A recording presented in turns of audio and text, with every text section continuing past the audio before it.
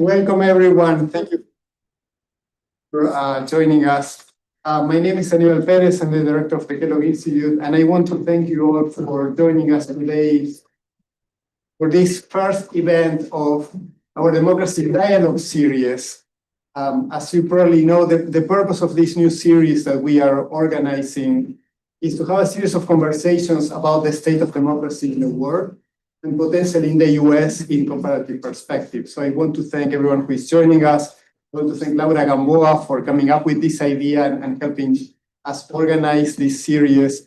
And of course, everyone here for being present today for our fourth presentation of the season. For everyone who is following online, I would like to remind you that if you have questions for our presenter today, below your viewing window, there is a box in which you can post the questions, and then we will introduce the questions during the Q&A.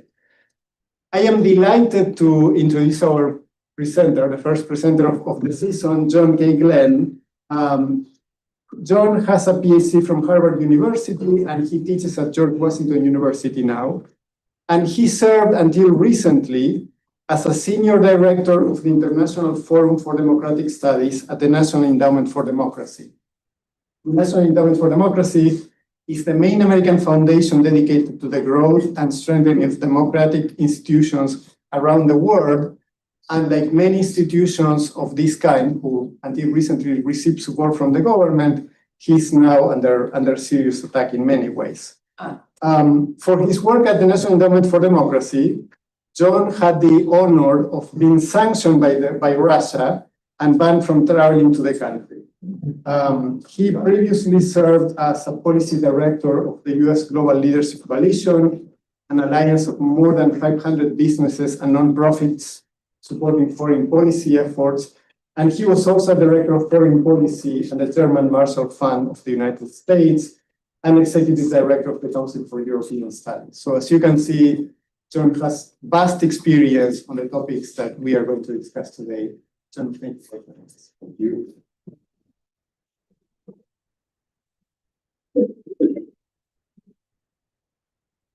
Great, thank you, Aníbal. Thank you for coming here today. I'm just so pleased to be here. I'm told the weather is always like this here in Excel. So it's especially nice to be able to come on a day like this. This is a really important moment, and I thought what I'd like to do today is to try to develop and share some ideas with you that I've been thinking about lately that reflect where we are in the debate and discussions over democracy. The title of this, as you've seen, is Why Defending Democracy is Not Enough. And if I can, let me just start by sort of introducing myself and situating where I'm coming from. I always remember before I moved to Washington, D.C., I would see people from Washington speak, and they seemed sort of weird. Like they were talking about this stuff in a way I didn't quite understand, and there was a lot of use of the royal we, and there were all these acronyms I didn't know, and I was sort of, and so I want to try to find a way, as a former scholar, as someone who's trained as a scholar, to lay out some ideas for you that don't assume anything, but instead engage us in a conversation today. So I am indeed a sociologist by training. As Aníbal said, I have a PhD, and then I did my doctoral work on comparative democratization in Eastern Europe in the 1980s and 1990s. I was writing about Poland and then Czechoslovakia. I was mentored by scholars such as Chuck Tilley and Sidney Tarrow, working on social movements and democratization, on contentious politics, along with my friend Mishi over here, who was part of a graduate seminar that I was in as well.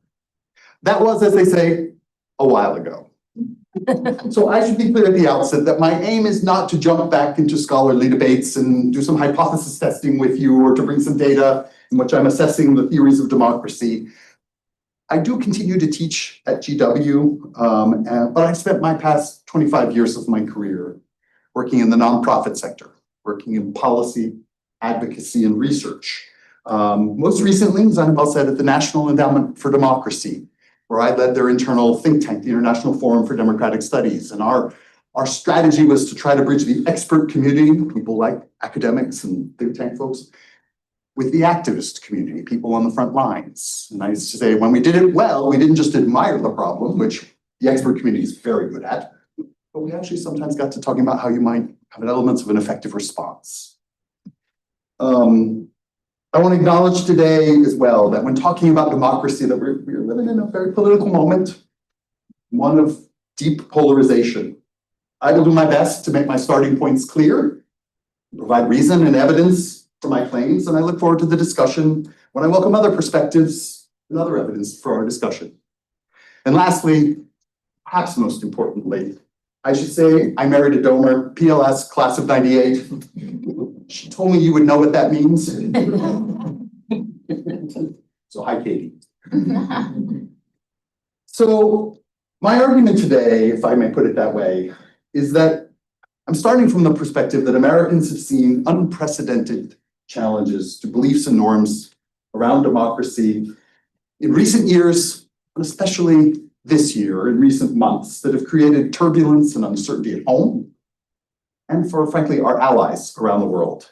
And while some have celebrated those developments, others who have been concerned about the challenges have led to a lot of calls to defend or protect democracy. I think about there's many voices, not the least of which when I was looking, one of the mentors at the International Forum, the Endowment, Larry Diamond, has written a very prominent piece about this. But frankly, there are many organizations and campaigns that have been sparked and set up to address these issues. And I think we're all sort of grappling with what this means today. And I would start as well by saying these days it's all too easy. You feel a bit overwhelmed by what's happening. It's rapid fire developments that quote unquote flood the zone. But I think that recognizing how these events fit into broader patterns help connect the dots. Let me put this as concisely as I can.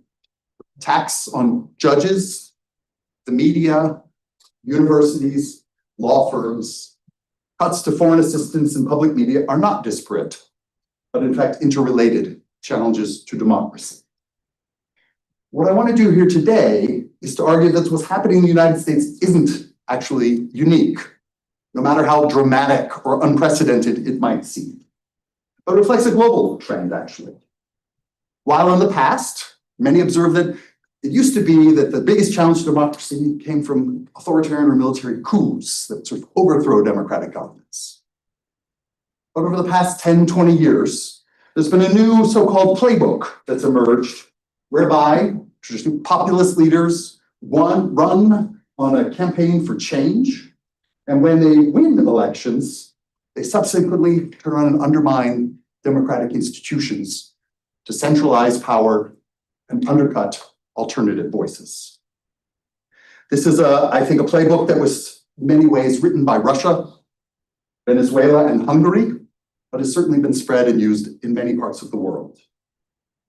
At the National Endowment for Democracy, I had the honor and pleasure to work and meet with so many inspiring people who are fighting for their rights in their country. And learning from them suggests to me that defending democracy is not enough to turn the tide. They highlight the need for connecting the dots of the global authoritarian playbook and for building a positive vision to mobilize broad coalitions. Those are two of the elements I'm going to want to talk with you about: recognizing the playbook and building a positive vision for coalitions.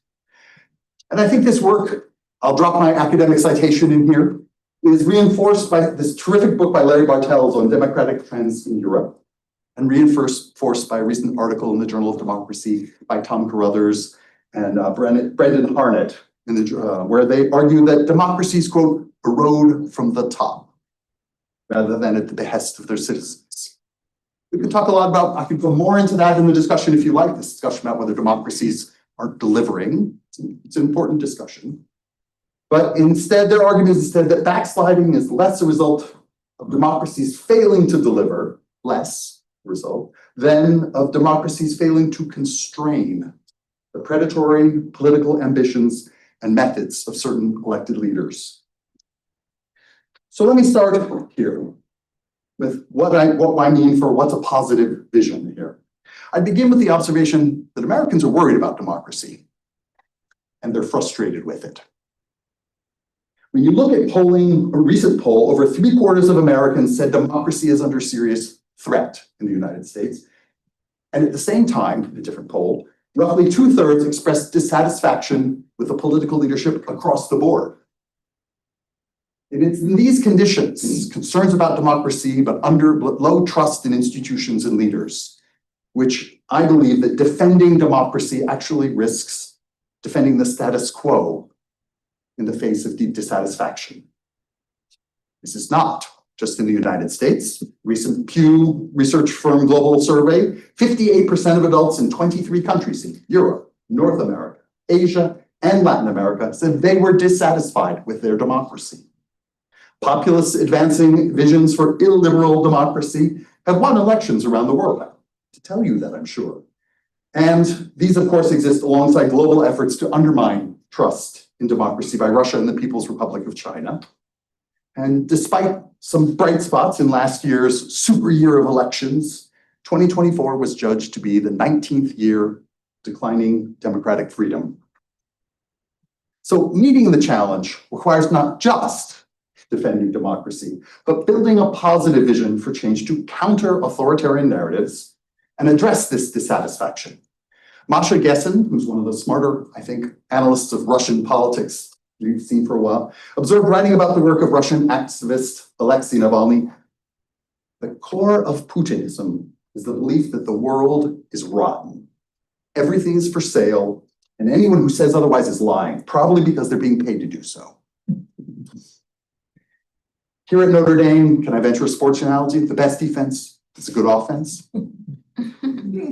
I would argue, however, that we need to be more sophisticated than I sometimes feel like I see in how we think about this. Sometimes it can seem that there's a vision that you seek to persuade the public on the theory that persuasion leads to votes, leads to democracy.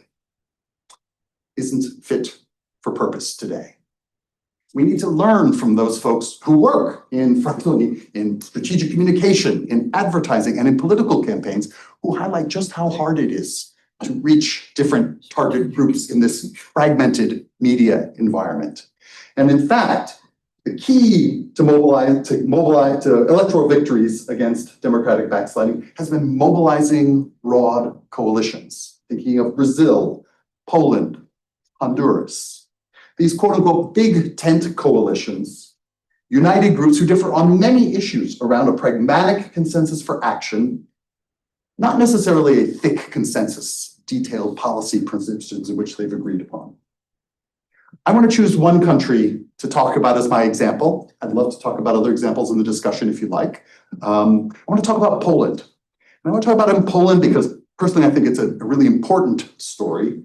You may know Poland was in some ways the textbook case of the authoritarian playbook until after 2015, a party called the Law and Justice Party sort of had come to power and been reelected in Poland, centralizing power, do the classic playbook things, stocking political and state institutions. But in 2023, frankly, after failing in 2019, broad coalition defeated them at the ballot box. And it seemed like, wait, maybe we've got a glimpse of what needs to happen in this case to deal with this democratic backsliding, only this year in 2025 for that coalition to lose presidency to the other Rehais. I spent a lot of time in Poland in the 1990s, and I will note, in part coming to Notre Dame, I had initially intended in this talk to develop ideas drawing on my research on the role of the Catholic Church and the rise of the Polish solidarity movement, to talk about solidarity that led to, and some issues in there. But after working this through, I felt like it was kind of different ideas, and I wanted to stay focused on recent events. But if you're interested in the discussion, I'd love to talk to you about solidarity. So I made the case that indeed that the Law and Justice Party represented the authoritarian playbook. We back it up a little bit, whether it's Freedom House that assess these activities as quote unquote threatening to reverse Poland's democratic progress. And in 2017, the European Union took an unprecedented step of activating Article 7 of the EU Treaty, which allows for the suspension of EU membership rights against Poland for breaching the rule of law.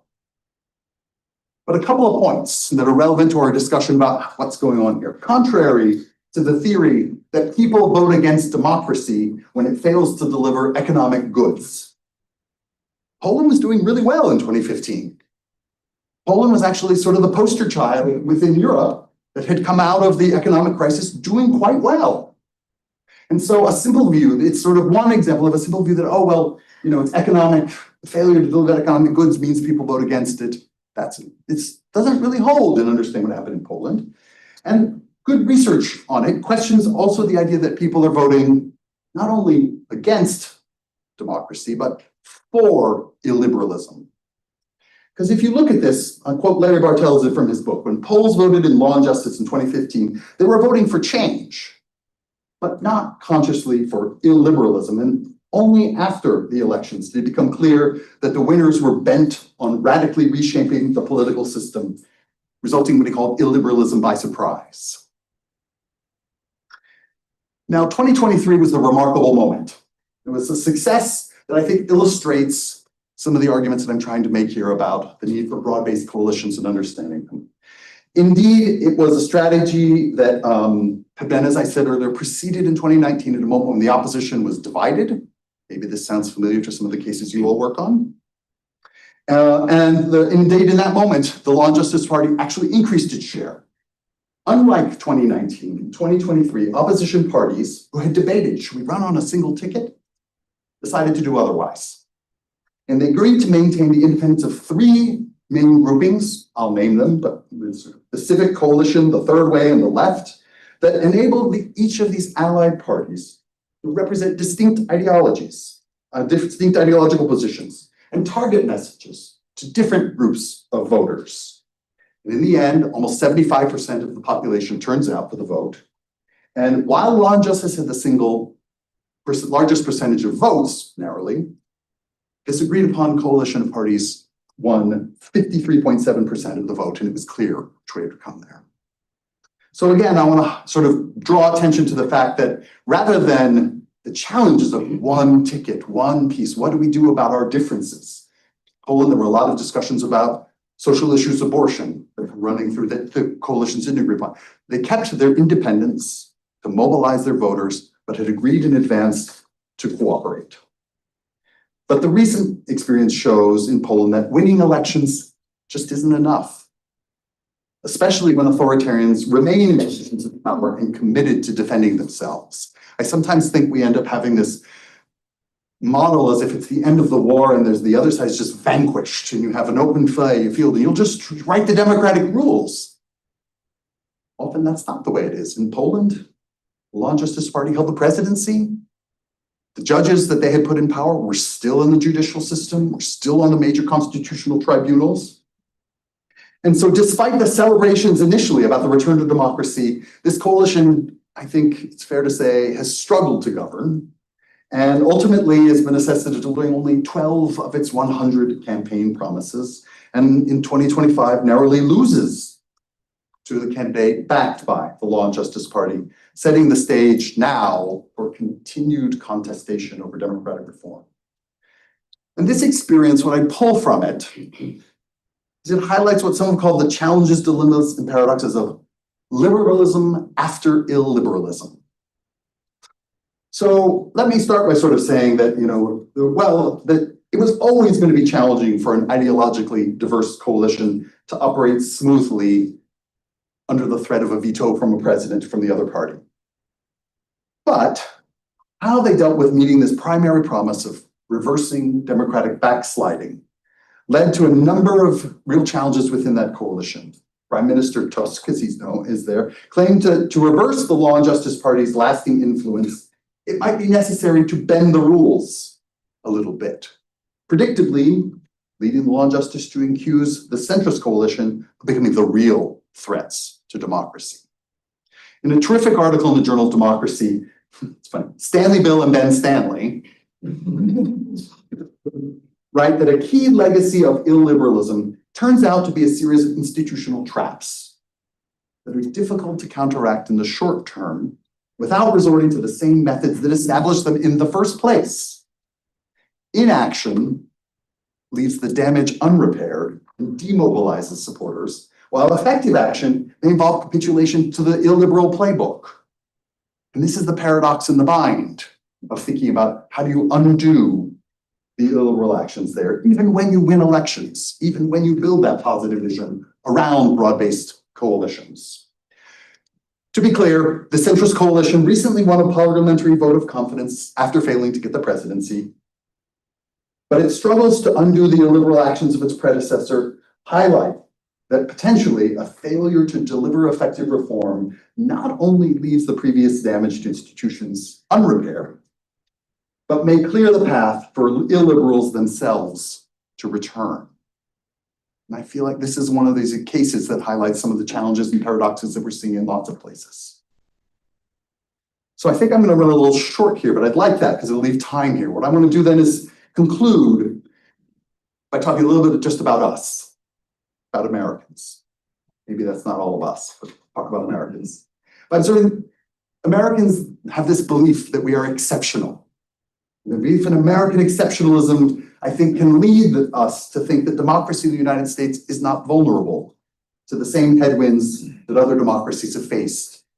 We want to believe it can't happen here. We want to believe that it's different. I want to make sure that I'm clear to you that I think recognizing the authoritarian playbook that I've described is not a matter of not liking the results of elections, as some have suggested. Rather, it informs and clarifies positivism for change. It clarifies the challenge from attempts to undermine checks and balances that protect citizens from arbitrary rule, or as America's founders put it, from tyranny. When we connect the dots, it enables us to reinforce first principles. Tim Snyder, writing about the recent protests in June, said, "We don't want kings or autocrats or oligarchs because they will represent themselves or their families or those that finance them rather than us, the people." I've tried to highlight lessons from others who have faced similar challenges to their democracies. I talked about Poland, but I would strongly recommend, if you haven't looked into the work of people like Nobel Peace Laureate and journalist Maria Ressa in the Philippines. Her book, How to Challenge an Autocrat, is exceptional, and it's so hard-earned, the lessons in there. People like Felix Maradiaga on Nicaragua, who we hosted at the Endowment a number of times. The team at Doublethink Lab in Taiwan that are facing Chinese attempts to undermine their democratic institutions every day through increasingly sophisticated technological means. And people like Alexandra Matviachuk and so many in Ukraine who remind us why democracy is worth fighting for and how to do better. I would tell you, learning from others reminds Americans that we're not alone. It sharpens our focus. And it creates a sense of urgency because what we've seen in other places absolutely can and likely will happen here. With that, I'd be happy to take your questions.